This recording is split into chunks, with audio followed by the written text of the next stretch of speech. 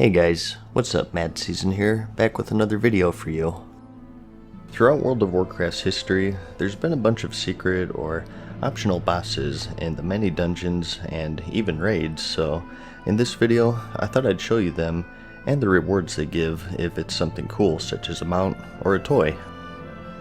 Everyone's definition and standards of the word secret will vary, so I'll start with what I think to be the most secret, and then I'll work my way down, getting more lax the further we get into the list. A lot of these, particularly the ones that you summon, have been simplified over the years, and they no longer require the quest chains or reagents, but for the sake of keeping things as interesting as possible, I'll go over everything in their original state. So, first up, we have the High Inquisitor Fairbanks in the Scarlet Monastery dungeon. This one is a classic right here. He's no longer a boss in the game, but before the revamp of the dungeon, if you went to the cathedral side and facing the final boss, you instead took a right into this little side room.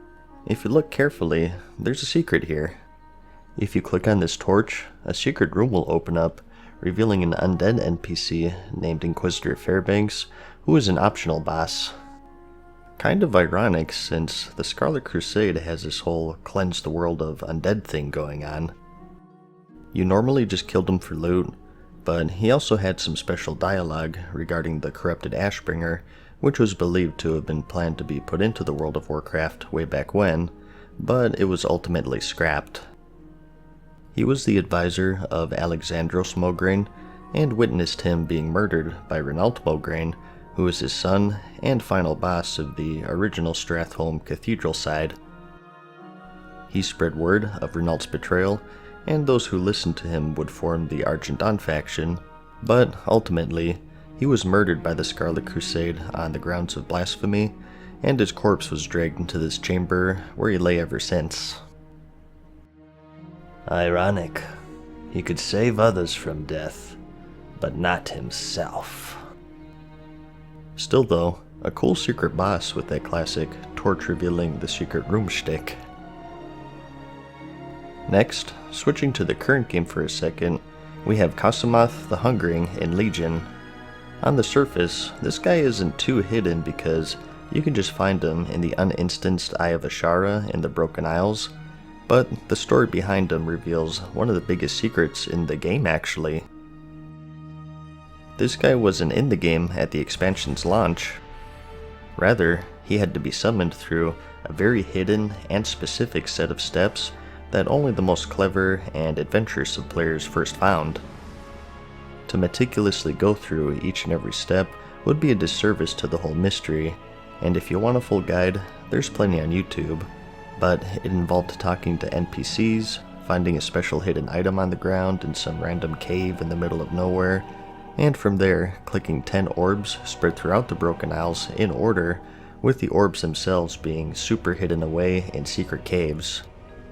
Some were hidden behind brush, others hidden in underwater caves, and when the first person to figure out this puzzle clicked all 10 in order, the entire server got a special emote pop up on the screen that an ancient evil has been unleashed, spawning Kasumath in the process.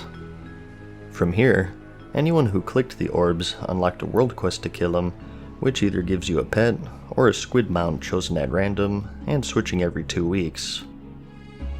So, get out there and take part in one of the coolest secrets in the game and get yourself some collectibles in the process.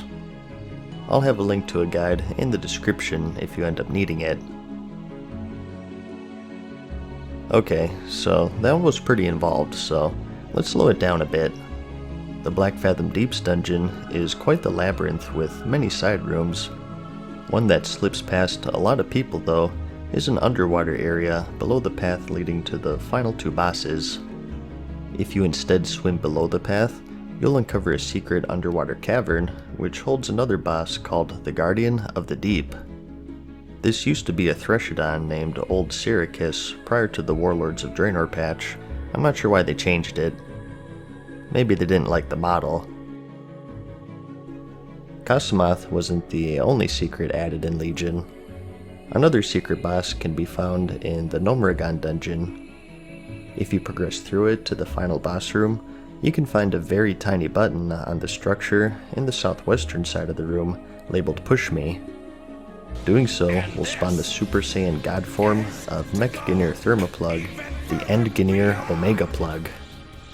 No wonder the gnomes couldn't take back their city. During this expansion, this guy is quite the challenge. He summons an army of bombs that one-shot you, fills the room with electricity, rockets, and he one-shots non-tanks. You typically need a full party of 5 to take him down, but if you're successful, you and your entire party will be awarded with the Vial of Green Goo, which turns you into a leopard gnome for 10 minutes and has a 10-minute cooldown. Another secret and summoned boss is the Postmaster Malone in Stratholme. Throughout the instance, you can find these interactable mailboxes where if you click on them, they spawn some hostile postmen who attack you for tampering with the mail. If you click on 3 of them, however, the Postmaster Malone boss will spawn, and he drops some special loot, including a set even.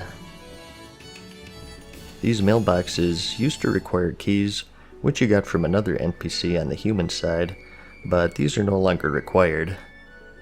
He's probably one of the least killed bosses in the game, just due to people not knowing about him, but also because the mailboxes are spread out everywhere, so those who did know of him usually didn't go through the trouble anyways and going around the entire instance to spawn them, both then and now. But now you know. The next one that was a little hidden was the Infinite Corruptor in the Culling of Stratholme dungeon in the Wrath of the Lich King expansion. This is a special boss that despawns in 25 minutes after starting the combat portion of the dungeon. On the route to the final boss, if you hang a left into this little back alley, you'll find the Infinite Corruptor torturing a Bronze Drake. And if you defeat him in time, you get the Bronze Drake mount as a reward. This was a fairly tough time trial back when the content was current, but today it's quite trivial. The next one, moving back to Legion, we have Nightbane in Karazhan. This boss was in the original level 70 Karazhan, and initially to summon him, you had to complete a lengthy quest chain, get some reagents, and an urn to summon him on the rampart side outside of the castle. You may have noticed that he's missing from the re-release in Legion. Well, as a normal boss at least. You can still summon him by following a cryptic set of steps, and you'll even get a mount called the Smoldering Emberworm for your troubles. Upon zoning into the mythic mode for the dungeon, you'll notice an emote that says, "The strange chill of a dark presence winds through the air." Throughout the dungeon, there are these crystals that you can click on, and upon seeing this message, you have 8 minutes to click on the first of 5 of these crystals, then the remaining 4, and then you talk to an NPC to summon the secret Nightbane boss. The first crystal is in the audience of the opera, and there's another right before the maiden fight, you don't need to kill her. One right after you kill Moros, one in the spider room, and one after you kill the curator boss. Each crystal adds time to your timer, and after clicking all 5, you have 5 minutes to get to Nightbane's ledge and talk to Medivh to summon and kill him. Doing this successfully requires a good understanding of the layout of the dungeon. I won't go into details just for the sake of saving time, but if you want to give it a shot, I'll have a link to a guide by a guy named One Legion TV in the description. It's actually really simple these days if you're in the right spec. Typically as a tank, you can even solo it, so you should be able to knock it out. A cool secret with a cool reward. Next, we have another summoned boss in the old Scholomance dungeon, and that's Kirtonos the Herald. Outside of the dungeon, you could find the ghost of Eva Sarkov, who was the former head maid of the Barav family. She gave you a couple of quests. The first was to kill the butcher, Krastanov, located inside the dungeon, and to burn her remains, and the second was to kill another boss called Jandispirov.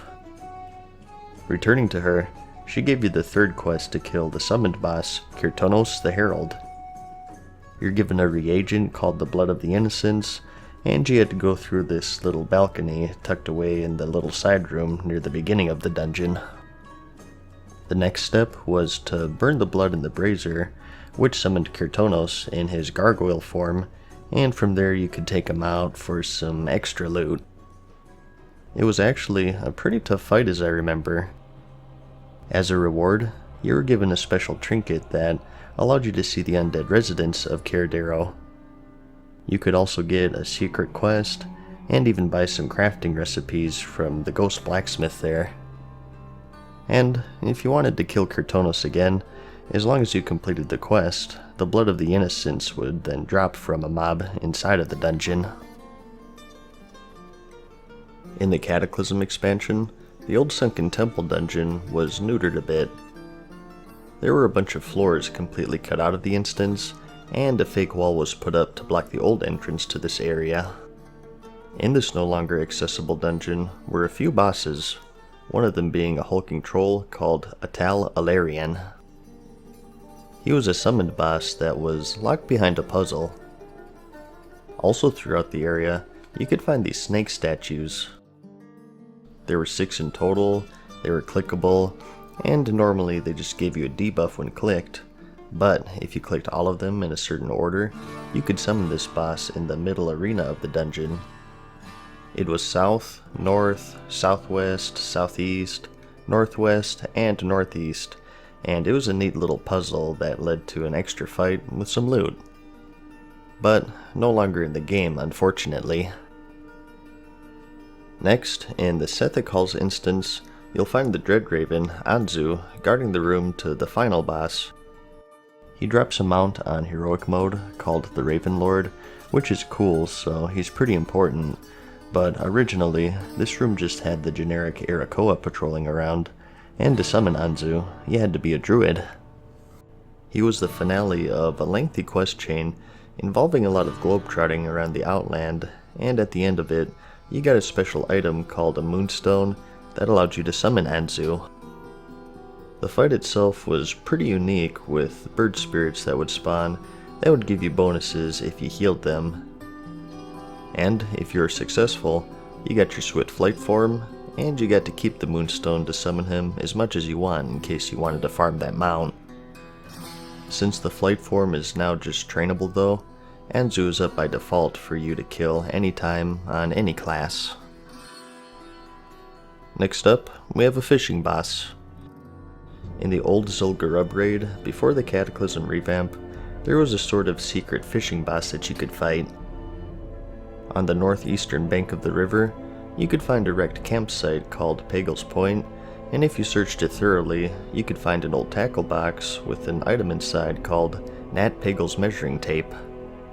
This started a quest that required you to go all the way to the Dustwallow Marsh Zone on the other continent and talk to the fisherman Nat Pagel. If you give him this tape, he'll sell you a special item called a Mud Skunk Lure, where if you use this along with 5 mud skunk fish in Zul'Farrak, you'll summon the mighty Hydra, Gazrenka. You fished up these mud skunks inside the actual raid in the waters, of course requiring a group to escort you there since it was teeming with enemies, and you returned to the wrecked campsite, used the lure with the 5 fish, and Gazrenka would spawn and attack you. And if you killed it, you got some extra fishing themed loot, including the Fish Terminator, a harpoon, and so on. Next, we may as well talk about another Hydra since we started anyways. This one is Gazrilla, and it can be found in the Zul'Farrak dungeon. Located on the western side of the map, you could find this little shrine with a clickable gong. Originally, this needed a special mallet, and your only clue was written on ancient tablets, which would drop from the trash mobs in the instance. Clicking on these, you were told to travel to an area called the Altar of Zul to obtain a sacred mallet from a troll there, and then to bring this mallet to the top of the troll city of Jintha Alor and use it on an altar there to infuse it with power. These areas were located in the hinterland zone, quite a ways away. For the mallet, you had to kill a troll named Kiaga the Keeper, and then just like the tablet said, bring it to the top of Jintha Alor and turn it into the Mallet of Zul'Farrak. This was quite the trek, as the city was ginormous and filled with elites. Usually, it required a group to complete. The mallet itself was actually a pretty good weapon, a blue one-hander mace with some strength and stamina, and now that you had it, you could bring it back to the Gong in Zul'Farrak and summon the Gazrilla boss for some extra loot. The next one I'm pretty sure isn't super secret since it was just a normal raid boss, but I still have to bring it up because this is some Scooby-Doo shenanigans right here. In this room in the old Karazhan raid from the Burning Crusade, there's a secret door that leads to a boss. Do you know where it is? Take a guess or two. Well, if you guessed behind this bookshelf, you're correct. Again, I'm sure a lot of people know about this, but I mean, come on, it's a secret bookshelf. How awesome is that? If you follow the path behind the shelf, it leads to the optional Terestian Ilhoof boss, and outside of his room some demons would perpetually spawn, but if you kill them, they would be gone for good, so there was a benefit in killing them other than loot. Another summoned boss could be found in the lower Blackrock Spire instance. Near the beginning of this place, you can find some clickable pikes stacked against the wall, so you loot these and later on you run into a boss called High Lord Omak, and if you kill him, he drops his head. And if you bring both his head and that pike to this little ritual site found near the end of the dungeon, you can use the head to mount it on the pike, and it'll start a little mini event where you're ambushed by some ogres, ending with the Uruk Doomhollow boss. And next, we have the Shade of Hakkar in the Sunken Temple. Nowadays, this is just a normal boss, but prior to Cataclysm, you had to go through a little quest chain to be able to summon this guy. You talked to a troll witch doctor named Yakinya in the Tannerus Zone, and he sends you on a set of quests to supposedly harness the power of Hakkar, who's a blood god worshipped by the Gurubashi trolls. He asks you to capture spirits of some wind serpents in the nearby Fairless Zone, and after doing so, he asked you to find 2 tablets in the Zul'Farrak instance, so the first 5-man quest in the chain. You follow his instructions, and these tablets speak of another reagent called the Ancient Egg, which you could find all the way at the top of that Jintha Allure city that I mentioned earlier in the Hinterland Zone. You returned this to Yakinya, and he sent you to the Sunken Temple dungeon, and if you used this egg, you would start a little gauntlet where you had to fend off waves of green dragonkin, and at the end of it, the Shade of Hakkar would spawn, and you had to kill it to trap his essence within the egg. The quest chain went on a bit further, and you found out that Yakinya actually tricked you and used the egg to rebirth Hakkar into Azeroth, and you'd later have to correct your mistake in the Zul'Gurub raid. Let's do a few more summoned bosses since we're going over them here anyways. Next, we have Ironaya in Uldaman. She was locked behind a chamber near the entrance of the dungeon, but there was seemingly no way to open it.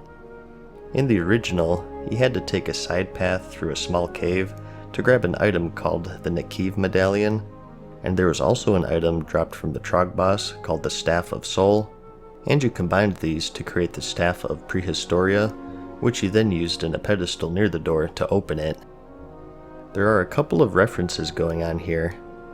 The names of the staff and medallion spelled backwards is the Last Vikings, which was an old platformer game made by Blizzard. The medallion itself is guarded by 3 dwarves from the game, and the sequence that plays when you put in the staff you may recognize from Indiana Jones. The staff shoots a beam of light to the door, and Ironaya comes out Kool-Aid Man style, ready to lay the beat down on you. Next, we have the Old Paladin and Warlock Mound quest bosses. Back in vanilla, these classes got their epic mounts through a lengthy and expensive quest chain. I won't go over them here fully since I have a whole video about these already, but basically, they required you to globetrot all across Azeroth, gather expensive reagents, and as a finale, you summoned a special boss that you had to kill to learn your mount. The Dreadsteed for the Warlock, and the Charger for the Paladin. The Paladin quest required you to get an exorcism sensor and a blessed barding, and you had to go into the basement of the Scholomance dungeon to summon the Death Knight, Dark Reaver. You had to use special spells called seals against his minions, and it was actually a pretty unique fight. And for the Warlock, you had to summon the demon, Lord Helnerath, in the Daramal instance. You got a bunch of summoning reagents that spawned a bunch of demons for you to kill, and you and your party had to fend them off to summon Helnerath and beat the encounter. Two really neat summoned bosses for two really neat epic quest chains. And since I mentioned those, I gotta mention the old tier 0.5 bosses. I covered this already as well, so I won't go over the whole chain again, but to sum it up really quickly, there was another dungeon set back in Classic called the Dungeon Set 2, or tier 0.5. To get it, much like the Mount chains, you had to undertake a huge quest chain that had you go all over the world, gather reagents, visit dungeons, complete challenges, and so on. Some of these challenges were to head to certain instances and summon bosses to kill. You had an enchanted banner that you used in the Blackrock Depths instance to summon a gladiator named Theldrin, the Soul Ashes of the Banished, which summoned an ogre named Cormac in the Scholomance dungeon, Druidical Remains, which summoned a Tauren named Morgreyhoof in the Lower Blackrock Spire, and an item called the Starbreeze Village Relic for a Night Elf named Assalian in Daramal, a Sword of Zealotry to summon a pair of bosses in Stratholme named Jerian and Sothos, and lastly, an amulet that you reconstructed throughout the whole chain to summon a Draconid named Lord Velthalak in the Upper Blackrock Spire. So, these were neat little extra encounters, and they dropped some unique loot. Some still sought after for transmogs to this day. Unfortunately, the questline is no longer available, but if you completed it back in the day and you kept some items, you can still summon a couple of them. It was one of the more epic quest chains from the past that led to some cool summon bosses, and my description really doesn't do it justice here. If you want to see it in detail, like I said, I did cover it. I'll have links in the description if it piqued your interest. Sorry about breezing through these last two, by the way, but this video is starting to get out of hand, and if I went into detail, it really would be an hour long. Plus, again, I did cover them already, so I figured that those who want to see the full scoop will check out the links in the description. Alright, I'm gonna sign off here, I guess. There's a bunch of secret or summoned bosses for you. All the ones I thought were worthy of mentioning anyways. I'm sure it's not perfect, but I think I hit the highlights pretty good. If you have any you think I missed, by all means let me know, and if there's enough for a part 2, I might come back to it. Anyways, I hope you found the video interesting or entertaining. Like it if you liked it, and I'll see you in the next one. Peace. Farewell for now, mortals. We hope you enjoyed today's video. See you again soon.